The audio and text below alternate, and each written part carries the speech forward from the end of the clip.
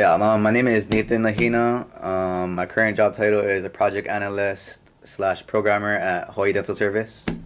Why did you choose this profession? Um, well, there's a lot of things that led up to it. Um, Me getting into computer science in general was the the turning point that got me to this job path. But originally, as a kid, what kind of stirred me in that direction was video games. So I was a gamer back in the day, and I was always curious on how they were made, and I found out this is the trade that you want to be in if you want to make video games. And I'm the type of person to play not only video games but just have fun in general in life. So I try to make games out of anything. And nowadays with smartphones and apps, you can literally make games of what you want to do in real life just, you know, on that platform. So that's kind of what Flappy Birds, that little app where the guy made millions and bounced. he That little weird game kind of steered me in the direction of going to computer science, and that's how I'm a programmer for Hawaii Dental Service as my main job. But on the side, I plan to make whatever comes to mind and side projects um, on particularly smartphones. Is where I kind of have my focus. So on the side, you like to make apps Yeah, for smartphones. I plan to. Yeah, so using the Unity game engine, which is it's free software, which is super great, and there's lots of resources just on YouTube or through Unity itself, but it's just so accessible and so easy to actually be able to put something out um, for yourself without risking too much. It's like you're starting a business without having all this overhead.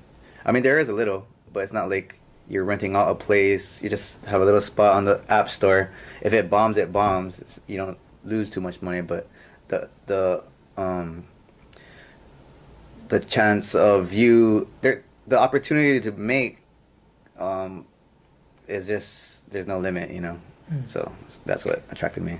So what's your favorite part of your job, or what's the best part of your job? Best part of my job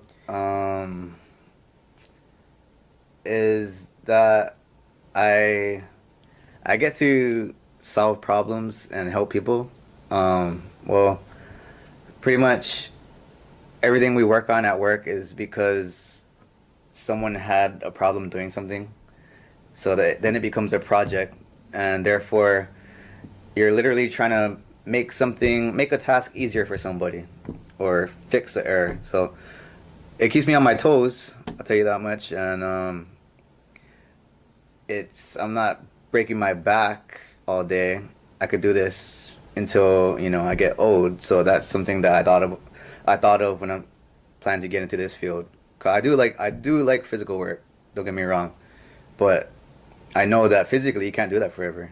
So um, yeah, that's probably some of the things that I like about the type of work I'm in. Has there been any challenges and while you've been working in your profession, and if so, how did you overcome them? Yeah, there's always challenges. It's a challenging line of work. But I would say the biggest thing that helped me overcome is just having an open line of communication with my manager, coworkers, Google, because honestly nowadays you just gotta know what questions to ask, and you're gonna get the answer sooner or later. You just gotta break it down, break one problem down into a smaller problem, just like math, just like that way of thinking, that analytical way of thinking and breaking things down. And communication is probably one of the best things that helped me get through any kind of hardships I had during my job. So what do you think is key to being a successful person in your profession? Um, well, to stand out, I think a lot of people in my field of study, and a lot of people in my classes when I was about to graduate, are really introverted, kind of quiet people. They don't. They could be really smart, but sometimes they just don't have the social skills that can connect the dots or get them opportunities or be willing to seize opportunities when they arise. Luckily, I am not a shameful person. I really like, networking and making friends. And I think just, having that balance of stepping out of your comfort zone if you're not that type of person can really benefit you. And also just knowing, looking for resources. A lot of people don't even know that things are out there to help. Scholarships, monies to go to school. I did all of that, like Kamehameha schools, OHA STEM, or actually OHA STEM was actually literally for STEM students of Native Hawaiian ancestry. So I didn't know about that, when I first started out. But that one's actually kind of new. But just through talking to other students and things like that is where I learned a lot about things that helped me along the way. How has your identity played into your profession and pursuing, or either pursuing your profession, whether positively or negatively? My identity holds strong. It actually led me to other places.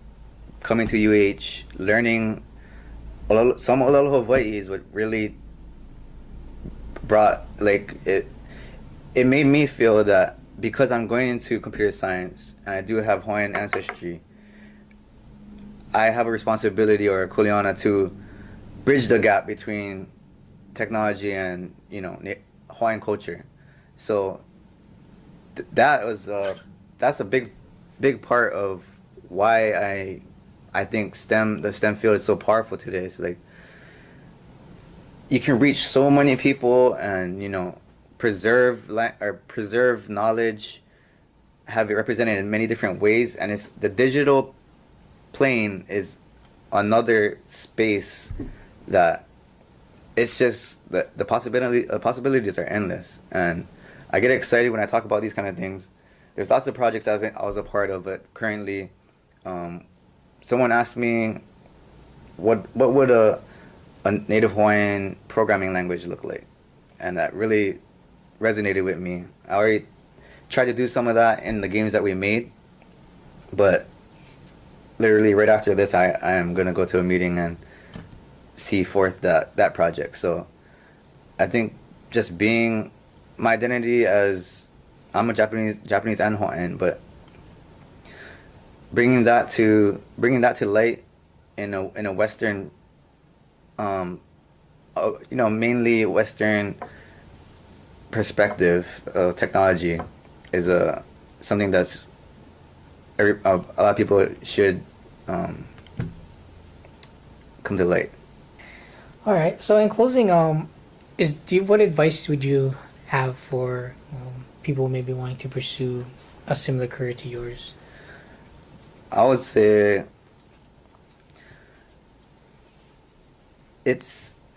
anything is possible, and I myself came from a broken home, and I'm not ashamed of it. My dad, did drugs for a long time.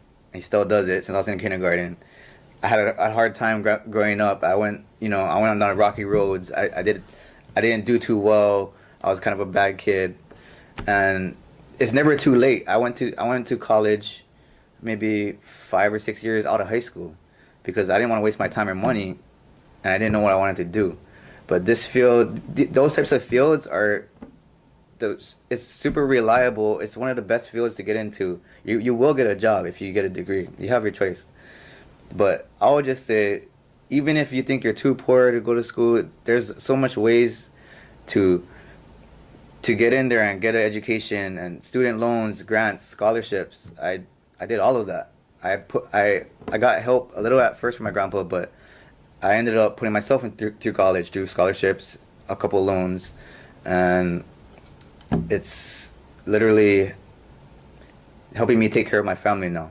So it changed my life in a complete 180 from what I was before I went to college. So if if you don't have a plan, it's okay. I didn't have a total plan when I first got into it, but I would say just go and don't try not to take any breaks. Once you go, just stick it out until you finish, and you're not gonna regret it. So that's my advice to the kids out there. Just go for it. It's nothing to lose. You got nothing. I mean, you're young. You got the whole world. You got the whole world ahead of you, and just go out there and do you.